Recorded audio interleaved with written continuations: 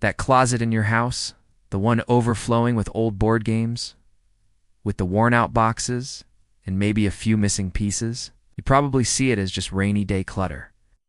But what if I told you that one of those games, a first edition or a rare classic, could be worth hundreds or even thousands of dollars? But beyond the nostalgia of game night, a serious collector's market has emerged. First editions of classic games and rare, forgotten gems are now considered important cultural artifacts, and their prices are climbing.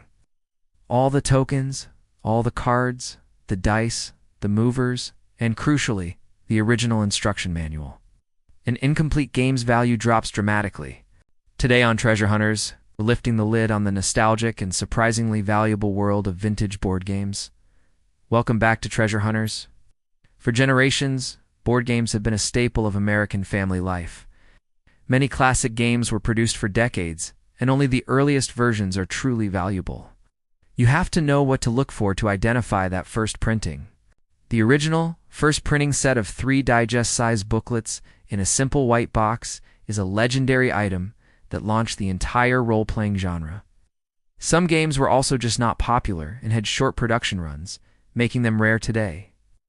The very first handmade roundboard versions made by its creator, Charles Darrow, are museum pieces. But even the first Parker Brothers sets from 1935, known as the black box editions, can be worth thousands of dollars. So, what separates a thrift store donation from a high-value collectible? First, and this is the absolute #1 rule, is completeness. Does the game have every single piece it came with? Second is the condition of the box. The box art is a huge part of the appeal. Does it have a unique and impressive 3D board? Or is it a cult classic strategy game beloved by a dedicated fanbase? Collectors want a box with sharp square corners, bright unfaded graphics, and no split seams or water damage.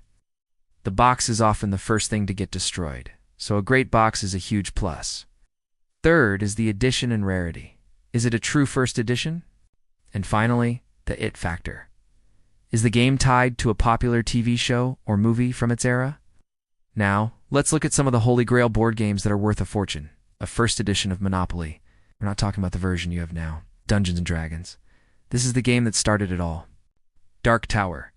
This game was a marvel of its time. It's featuring an electronic central tower that ran the game. It was expensive and complex, so not many were sold. Today, a complete working version is a prized collectible that can sell for over $800. But you don't need a Grail to have a valuable find. Look for the 3M bookshelf games from the 1960s, this series of classic strategy games, like Acquire, Twixt, and Stocks and Bonds, came in sleek, book-like boxes. Early editions are very collectible. Also look for spooky 3D games from the 60s and 70s like Witch Witch or The Green Ghost. A complete copy in good condition is a fantastic find. So, how can you identify and value the games in your closet? First, check the copyright date. Look on the box, the game board, and the instructions for the earliest copyright date. This is your first clue to its age. Next, inventory every single piece. This is tedious but absolutely necessary. Use the parts list in the instruction manual and check off every single item. The best resource online is BoardGameGeek.com or BGG. You can look up any game ever made, see photos of different editions to identify yours, and check its marketplace forums to see what it's selling for. And of course, check eBay's sold listings.